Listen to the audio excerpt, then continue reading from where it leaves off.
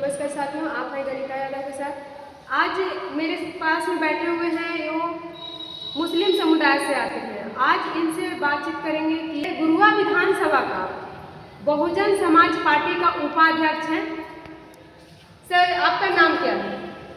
सबसे पहले तो मैं आपका धन्यवाद देना चाहूँगा नेता जी कि आप हमको मौका दिया कहने का। मेरा नाम वज़ाहत परवेज़ खान हुआ, मैं गुरुआ विधानसभा बसपा का विधानसभा उपाध्यक्ष है। सर, आप बताइए कि आप बहुजन समाज पार्टी का उपाध्यक्ष है। आपका पार्टी किसी पार्टी से गठबंधन कर रही है? अब तक तो किसी तरह का ये नहीं आया है कि मेरी पार्टी किसी से गठबंधन करेगी, और करे भी क्यों, क्योंकि जो पार्टी पिछलग्गू हैं कि कांग्रेस और बीजेपी से जो गठबंधन रहती है, हमारी पार्टी उसके साथ गठबंधन नहीं करती है। उम्मीद भी नहीं है। बाकी हमारे लीडर जो हमारी आयरन लेडी भानु कुमारी मायावती जो आदेश करेंगे उस आदेश के ऊपर हम काम करेंगे। आप अभी चल रहे एमआई बिहार में एमआई समीकरण, तो एमआई समीकरण को लेकर आप क्या करेंगे? क्या राय है आपका? आपने तो देखा ही ना, वैसे साहब के प्रदेश अध्यक्ष करुणीमान साहब ने लेटर लेकर वहाँ तक पैड पे अपने पैड पे लिखकर लेकर गए थे राजद के पास। महागठबंधन से मतलब विनती भी की कि हमें महागठबंधन में शामिल किया जाए। तो साफ लफ्ज़ों में जो आरजेडी के अभी राष्ट्रीय अध्यक्ष हैं तेजस्वी यादव साहब, उन्होंने साफ लफ्ज़ों में इनकार कर दिया। गठबंधन मतलब नहीं लेना चाहते, सिर्फ उनको मुसलमान का वोट चाहिए। और आप देख रहे हैं कि हमारे भी कुछ कौम के लोग ऐसे हैं जो वहाँ से दरी बिछाने का काम करते हैं। इसलिए कि मैं देखता हूँ कि मुसलमान अपना लीडर उसको मानता है। कांग्रेस मुसलमान की लीडरशिप करती है, जेडीयू मुसलमान की लीडरशिप करती है, राजद मुसलमान की लीडरशिप करती है, और अपने लीडर को बीजेपी का बी टीम बताते हैं। मैं उनसे पूछना चाहता हूँ कि वैसी साहब अगर बीजेपी के बी टीम हैं, ठीक है, तो वो आप क्या हैं? फिर आप दूसरे की दरी बिछा रहे हैं। आप तो उनके गुलाम हैं ना, मानसिक रूप से तो उनके गुलाम हैं। वैसे साहब अगर बीजेपी के बी टीम थे तो आप तक क्यों आए थे फिर गठबंधन करने के लिए? तेजस्वी यादव तो बोल रहे हैं कि हम हैदराबाद में चुनाव लड़ने जाते हैं, जो वैसे साहब बिहार में आए। तो जाइए ना, आपको रोका कौन है? आप जाके हैदराबाद में चुनाव लड़िए। वैसे साहब वहाँ के ठेकेदार थोड़ी कि आपको टिकट वो बांट के देंगे। आप जाइए चुनाव लड़िए। अगर आपका जनाधार है आप चुनाव लड़ सकते हैं। आप अगर एक सीट निकालने की भी क्षमता रखते हैं आप जाइए। वैसे साहब के यहाँ 18% मुसलमान का वोट है, वैसे साहब अपना सीट पर मांगेंगे ही, क्योंकि मुसलमान आपको सिर्फ दरी बिछा के और आपको वोट बैंक बनकर नहीं रहेगा। आपका नौकर थोड़ी है मुसलमान की आपकी गुलामी करेगा। और मैं देखता हूँ कि जहाँ से अब्दुल बारी सिद्दीकी साहब चुनाव लड़ते हैं वहाँ पे मुसलमान को सीट दिया जाता है तो अब्दुल बारी सिद्दीकी साहब सीट हार जाते हैं। क्यों हार जाते हैं भाई? आपका यादव समाज बीजेपी को वोट करता है, और हम हर जगह पे देखते हैं जहाँ भी मुसलमान का चेहरा आता है यादव समाज तुरंत पड़ जाता है, बीजेपी में चला जाता है। 50% के ऊपर बीजेपी को वोट करता है ऐसे भी यादव। तो मुसलमान सिर्फ आपको जिताने का ठेकेदार बन गया क्या? बीजेपी का डर दिखा करके आप मुसलमानों को ठगना चाहते हैं। बीजेपी से मुसलमान क्यों डरे? मुसलमान के लिए थोड़ी बीजेपी बना है, मुसलमान को डराने के थोड़ी बनाया है। बीजेपी सबको कुचलता है, जितने भी गरीब तबके के लोग हैं, जितने भी दलित समाज से मुस्लिम समाज के लोग हैं, सिर्फ मुसलमानों को डर थोड़ी है। और बीजेपी से देश थोड़ी चलता है। देश चलता है बाबा साहब के संविधान से। हम संविधान से लड़ेंगे। बीजेपी थोड़ी हमको डरा के धमका के काम चला सकती है। मेरे पास संविधान है, मेरे पास काबू है, हम पढ़े लिखे हैं, एजुकेटेड लोग आ रहे। असदुद्दीन वैसी साहब को सबसे पहली चीज़ कि राजद में शामिल नहीं करने का एक ही रीज़न है, क्योंकि असदुद्दीन वैसी साहब ठहरे वरिष्ठ है, पढ़े लिखे हैं। उनके जितने भी लीडर हैं सब कम पढ़े लिखे हैं। जब असदुद्दीन वैसी साहब मंच पर चढ़ेंगे ना तो उनका जो एक अस्तित्व है वो गिर जाएगा, क्योंकि इनके सामने उनका कोई अस्तित्व रहेगा नहीं। और जाहिर सी बात है कि वैसी साहब होंगे, जब सीट हमारी ज़्यादा आएगी तो डिप्टी सीएम मांगेंगे। और हमें तो तेजस्वी यादव का यही डर है क्या? बिल्कुल, क्योंकि मुसलमान में 18% आप 14% है, तो हम डिप्टी सीएम को हकदार नहीं है क्या? हमको डिप्टी सीएम चाहिए था।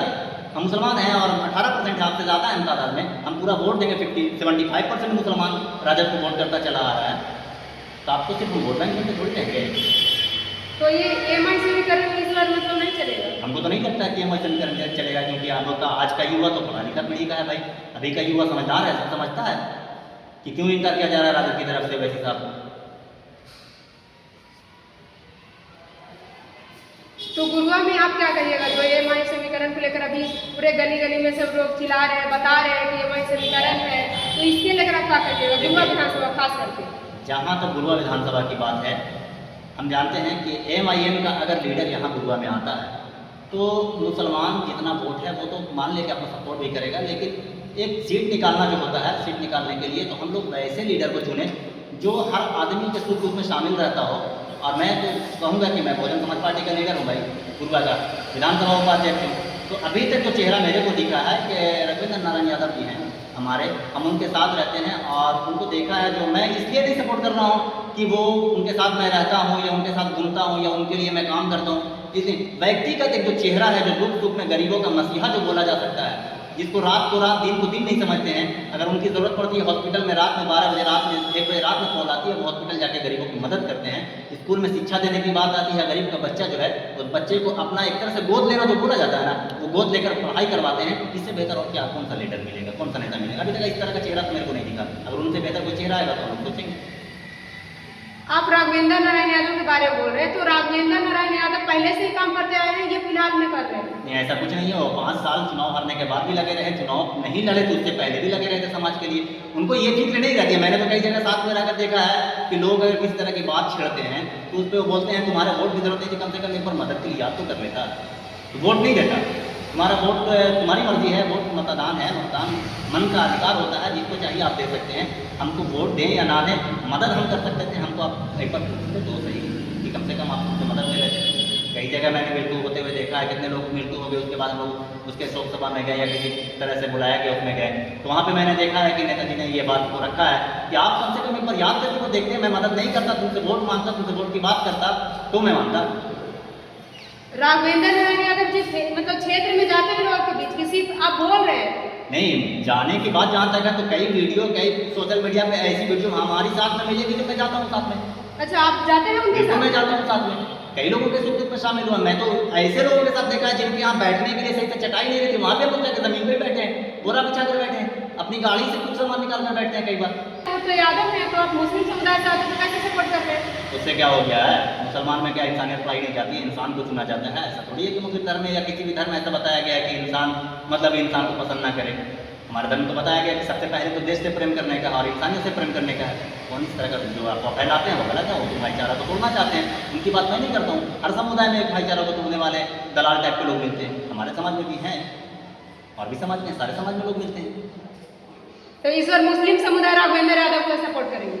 मेरे जैसा मुसलमान अगर रहेगा और मेरी ऐसी मानसिकता है, अगर इंसानियत को पसंद करने वाला, इंसानियत परस्त और गरीब परस्त लोग है, जो गरीबों को आगे बढ़ाना चाहेगा, शिक्षा को आगे बढ़ाना चाहेगा और किसी तरह की परेशानी में अगर सुख दुख में शामिल रहने वाले नेता को चुनना चाहेगा, पैसे पे अगर नहीं बिका मुसलमान, तो मैं मानता हूँ कि राघवेंद्र नारायण यादव जैसा नेता गुरुआ को लेके लेगा।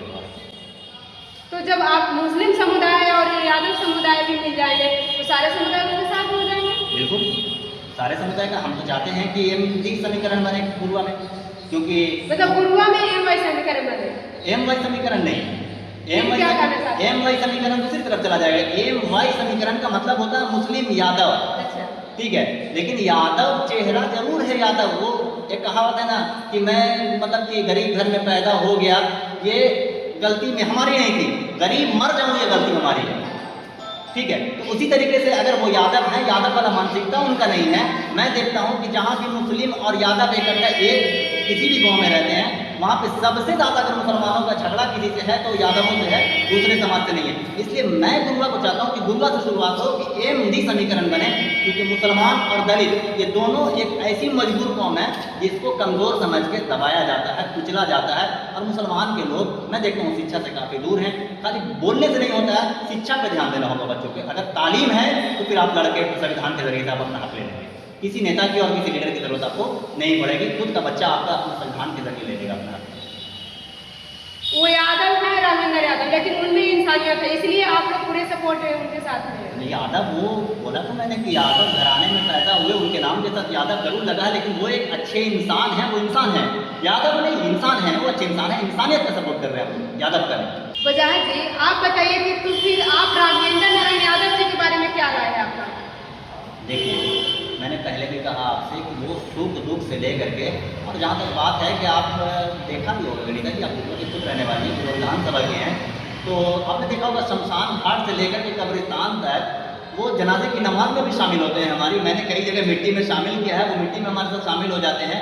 और वो मुस्लिम समाज, दलित, अति पिछड़ा और जहाँ तक स्वर्ण जाति के जो लोग हैं, जो समझदार हैं, जो अक्लमंद हैं, जो समझते हैं इंसानियत को, जो जानते हैं कि अच्छे इंसान हैं, वो इनके साथ में जुड़े हुए हैं और अच्छा खासा इनको सपोर्ट करेंगे इस बार। मैंने देखा स्वर्ण जाति के कई जगह गए हम लोगों ने साथ में, स्वर्ण जाति के लोग इनके साथ बहुत अच्छे से इनका मतलब स्वागत करते हैं, बहुत इज्जत करते हैं इनकी, कि राघवेंद्र नारायण यादव जैसा नेता नहीं मिलेगा।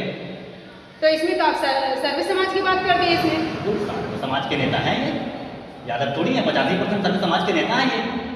राघवेंद्र यादव सर्व समाज का नेता है। बिल्कुल, इसमें कोई शक नहीं है, हर समाज के नेता है ये, हर समाज के लोग इनको याद करते हैं, दुख पड़ता तो अक्सर याद करते हैं, जरूरत पड़ती है एकदम याद करते हैं, और ये जाते भी हैं, खड़े उतरते हैं अपने काम में। चलिए, आप देख रहे हो यूट्यूब पे, फेसबुक पे, तो लाइक कीजिए, कमेंट कीजिए, शेयर कीजिए। Thank you.